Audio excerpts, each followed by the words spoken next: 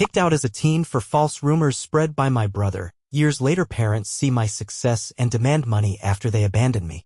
Imagine getting kicked out of your house at 15 years old, not because you actually did something wrong, but because your older brother made up a lie so convincing your parents didn't even ask for your side of the story. They threw me out like trash based on nothing. Now I'm successful, and guess who's suddenly calling me family again?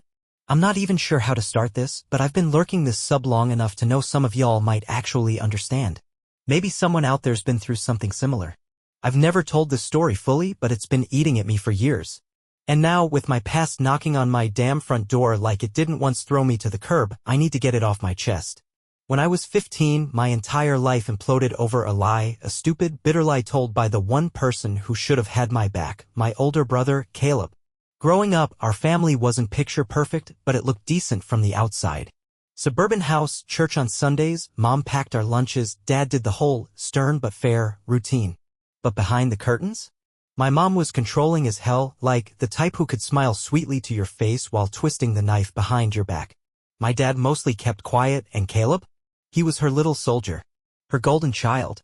He could do no wrong. I was different. Quieter. More of a book and music kid than a sports and trucks one. That already made me weird to them. And I know this sounds dramatic, but I think my mom always saw me as this flaw she couldn't fix. I was never what she wanted. So imagine this, I'm 15. Sophomore year. Not exactly popular, but not invisible either. And I just made friends with this group of juniors in our school band, older kids who actually thought I was cool, who didn't treat me like a ghost. One of them, Emily, started tutoring me in chem. We got close. Not romantic close, just friendly close. I think Caleb saw that and felt threatened? Jealous? I don't know. All I know is one afternoon he tells my mom he heard from someone that I was caught doing drugs at Emily's house. That I'd stolen from her parents. None of it was true. Not one fucking word. But Caleb said it with this serious, practiced tone, like he'd rehearsed it. He even told her he saw texts on my phone. He hadn't. He literally made everything up. And my mom? She didn't even ask me. She just went nuclear. She barged into my room, threw my backpack open, dumped everything on the floor. Screamed at me. Called me a liar. A disgrace. My dad stood there silent. I tried to explain, to tell them to call Emily to check anything. But they weren't hearing it. The next morning, my mom packed a trash bag of my clothes and told me to leave. Just like that. No warning. No backup plan. No money. No goodbye. I crashed on a friend's couch for the first week. Then my friend's mom got involved, helped me get placed in a youth shelter, which eventually connected me with a foster family. Emily's parents vouched for me, backed up my story. But it didn't matter. My parents didn't care. No apology. Nothing. The lie had already done its damage. Caleb had gotten what he wanted, me gone. That was over a decade ago. I didn't talk to them again. Not a word. I moved on. Slowly. I worked my ass off, got a scholarship, studied software engineering, started my own tech company by 23. And yeah, by 27 I was a millionaire. It wasn't revenge I wanted. I just wanted to prove to myself more than anyone that I wasn't what they thought I was. That I mattered. That I wasn't some junkie thief or problem child. That I had worth even if they never saw it. I bought a house. Not just any house, a sleek, modern place in the city with a view of the skyline. It wasn't just a home. It was proof. That I survived. That I'd made it. Then 2 months ago, I get this email. Subject line, from your mother. And man, when I opened it, my whole body went cold. She said she'd seen me on LinkedIn, saw some article about my company raising $18 million in funding. She was so proud. Said she always knew I had potential. Claimed she and dad wanted to reconnect. Then came the kicker, we're in a tight spot financially and we were hoping you could help out just until things stabilize. My hands were shaking. After all this time. After they kicked me out over a lie they never even asked me about. After I spent years scraping by, sleeping in strangers' homes, building a life out of nothing, now they wanted help? I didn't respond. But the next part? That's where it really spirals. 3 days later I get a text. From Caleb. Hey man. Mom said you've been cold. We should talk. Don't let old stuff get in the way. You've got the money now, why not make things right? I swear to God, I almost threw my phone across the room.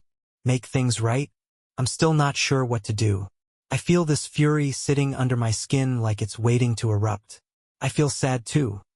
Like part of me still wants that family that never existed. But mostly, I feel done. Exhausted. Like I finally climbed out of a pit and they're trying to drag me back in. Anyway, that's part 1. I'll post the next section soon. The full confrontation, the lies, and how things got even more twisted than I expected. But for now, I just need to know, am I wrong for cutting them off forever? Even if they're my family? Even if they're sorry now that I'm rich? So yeah, I didn't answer Caleb's text. I thought if I ignored them, maybe they'd get the message. Maybe they'd realize I wasn't some bank account they could just tap into after ghosting me for over a decade. But that was wishful thinking. If there's one thing I should have known by now, it's that my mom doesn't take silence well. She hates not being in control.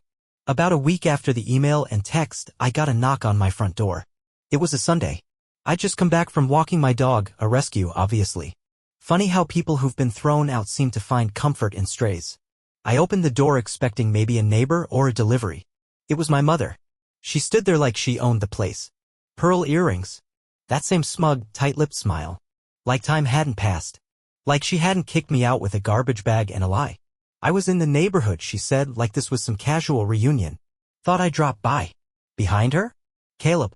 Hands in his pockets, smug as ever. He even had the audacity to wink at me. I stood there for a second just, stunned. My body went stiff. I couldn't even find the words at first. What the hell are you doing here? I finally said, my voice colder than I meant. She frowned, acting offended. Is that any way to speak to your mother? I didn't respond. Just stared. She sighed dramatically and pushed past me like she still had a right to walk into my life. This is a beautiful home, she said, glancing around the open living room. Very modern. You've done well for yourself. Caleb trailed in behind her, looking around like he was casing the place. I followed them in and closed the door behind me, not because I wanted them to stay, but because I didn't want the neighbors to see a full-blown screaming match on my porch. I stood there, arms crossed, waiting. My mom sat down on the edge of my couch like she owned it. We just want to talk. That's all. I laughed. No. You want money. You didn't come to talk. She gave me this fake hurt look. That's not fair. We're family. Families reconnect. Families don't kick their kids out over a made-up story and never once check if they're alive. Caleb scoffed behind me. Dude, it was years ago. Why are you still mad? Oh, that did it. Because you lied, Caleb. You made up some bullshit about drugs and stealing. And they believed you without question. That lie ruined my life. I lived in a youth shelter while you were still being handed car keys and praise. He shrugged. Shrugged. I was just trying to protect the family. You were acting sketchy. What does that even mean? He didn't answer. Just walked over to my bookshelf and started scanning the titles like he was at a damn bookstore. Meanwhile, my mom had her manipulative mask back on. We were wrong. We should have handled things differently. But you weren't easy, you know. Always moody. Always shutting us out. That old tactic. Blame me for being quiet so they could justify what they did. I didn't take the bait. I just stared at her. Finally, she dropped the act. Look, your father lost a lot in the last few years. The business went under. The house needs repairs. Caleb's trying to get his own thing started, but it's hard without help. You could help us out. It's not like you'd even feel it. There it was. The real reason. I was just a walking wallet now.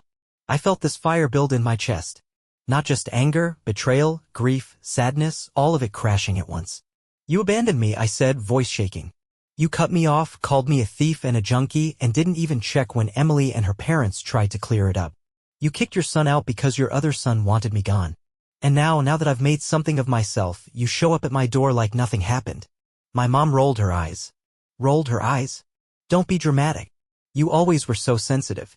I stepped forward. Get out. She blinked. What? I said get thee out of my house.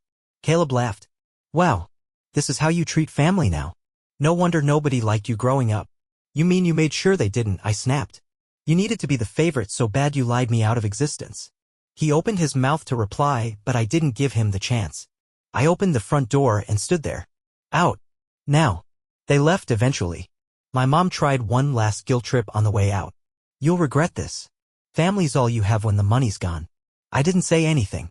I just closed the door behind them and leaned against it, my chest heaving. I didn't cry. I wanted to, but I was too numb. Just stood there in the quiet of my home, wondering how people who gave birth to you could twist things so badly, could turn their betrayal into your burden. And still, a small part of me, a stupid part, hurt. Because somewhere deep inside I guess I wanted them to say sorry. I wanted them to realize what they did and fall to their knees and mean it. But they didn't. They just wanted money. So, after I kicked them out, I thought it was over. Silly me. A week passed. Then another. No calls. No texts. I finally started to breathe again, started to believe maybe they got the message. Then I got a letter. Yeah. A legit paper letter. No return address. But I recognized the handwriting immediately. My mother's neat little cursive. Always wrote like she was sending thank you cards to the Queen. Inside was a full-page sob story about how they were struggling. How the roof was leaking. How Dad's health was declining. First I'd heard of that. How Caleb had lost his job and couldn't support his young family. What family? He's single. Always has been. Unless his mirror counts. And then, tucked at the bottom of the page like it was an afterthought. We've discussed this as a family and believe it would be fair for you to provide some assistance. After all, we raised you. I nearly laughed. Raised me? Lady, you raised your ego. I raised myself. But still, something about that line burned. It felt like they were trying to rewrite history.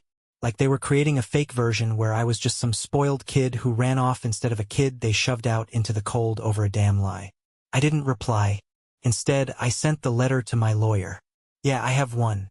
Startup world's full of sharks. And you learn real quick to keep someone in your corner with a sharp set of teeth. She read it, raised an eyebrow, and said, "You think this is going to escalate?" I said, "If I know my mom, she's not done yet." She wasn't. 2 weeks later, I get a call from an old family friend. Mrs. DeSantis used to live next door when we were kids. She tells me, "Your mom's been going around church saying you owe them money, that they supported you through college and now you've cut them off." I almost choked. Supported me? For the record, I went to a public university on a full ride. I worked part-time and lived in dorm housing paid for by grants. They didn't give me a cent. They didn't even call me on my birthdays. Mrs. DeSantis said people were starting to whisper that I'd changed since getting rich. That success had gone to my head. That I was heartless.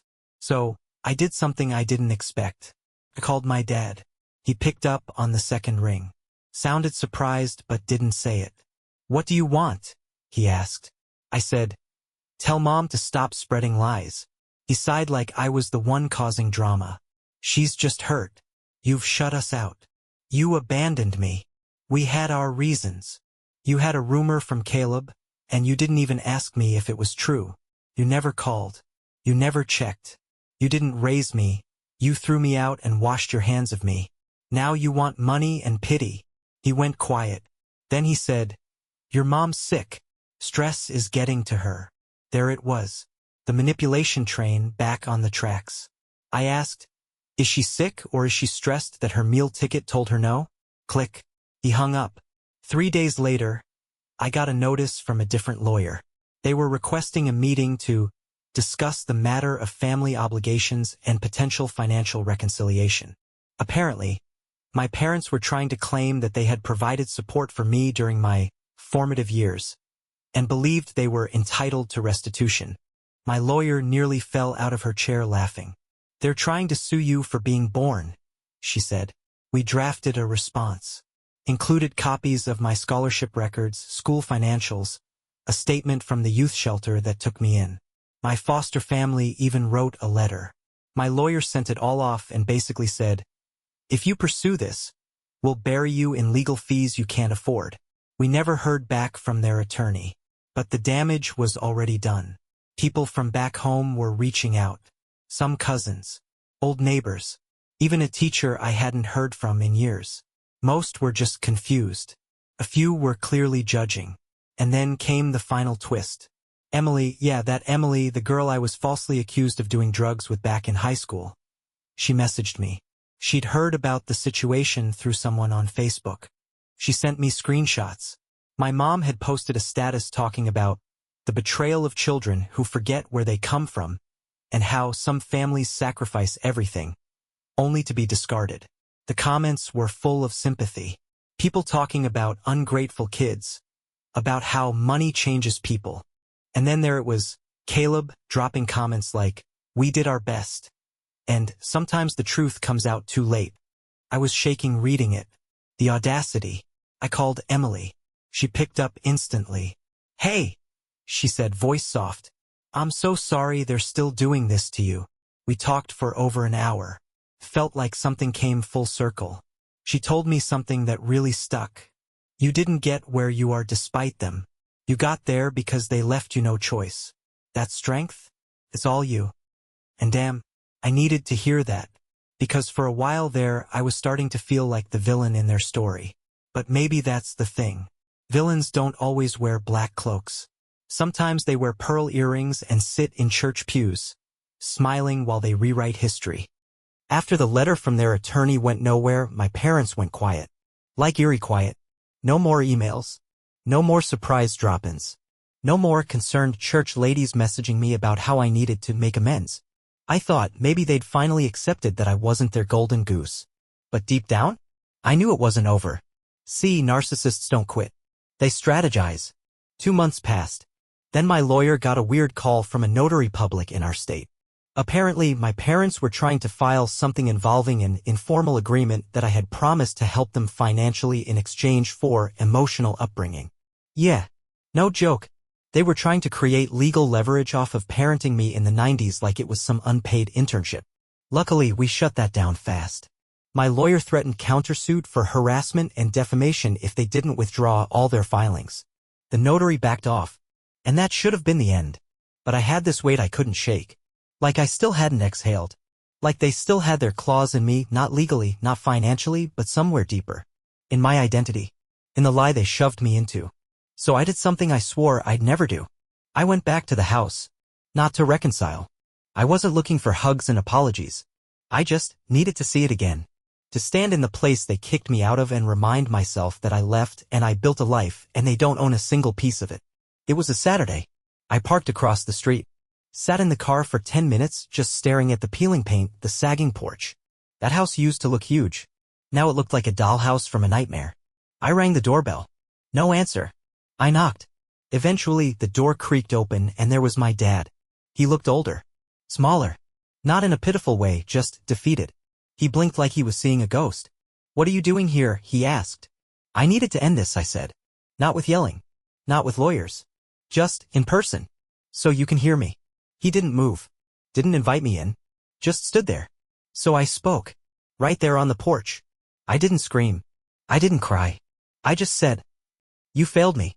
You believed a lie because it was easier than loving a son who didn't fit your image. You kicked me out and never looked back.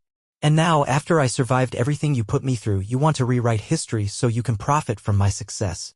But this is where it ends. I don't owe you anything. Not love. Not forgiveness. Not money. Nothing." He didn't say a word. Just stared. But I could tell he heard me. For the first time in my life, maybe he really heard me.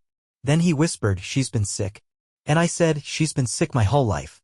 Just not the kind of sick a doctor can fix." And I walked away. That was the moment it clicked. I'd been waiting for them to own it. To say we were wrong. To say we're sorry. But they never would. And I finally stopped needing them to. Emotional whiplash. I'd love to say I felt instant relief after that. But grief is weird.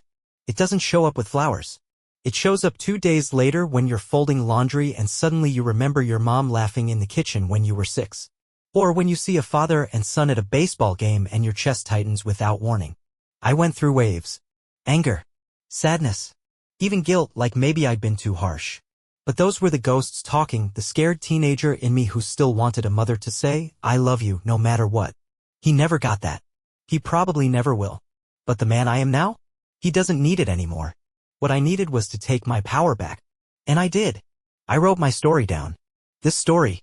I shared it with close friends, with my therapist, even with Emily, who, by the way, is happily married now and still texts me memes when my anxiety kicks up. I started working less. Traveling more.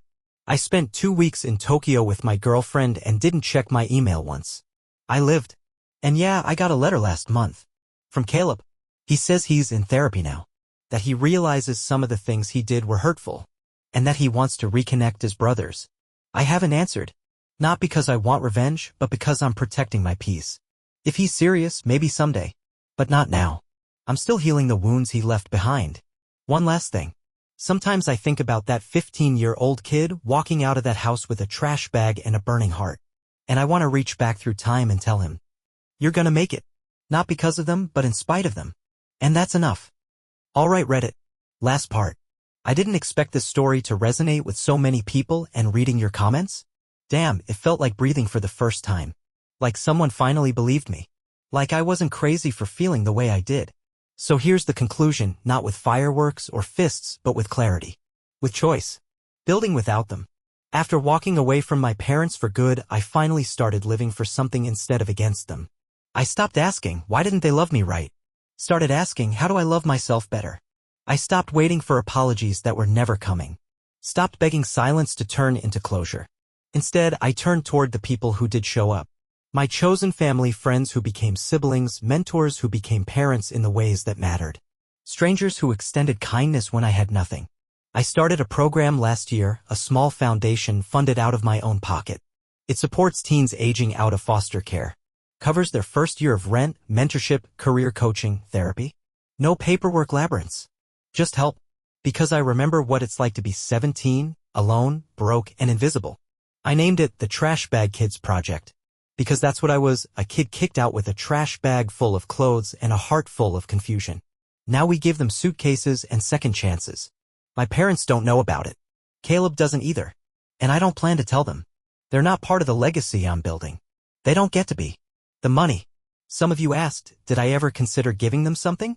A symbolic gesture? A single dollar? No. And here's why. Giving them money wouldn't heal anything.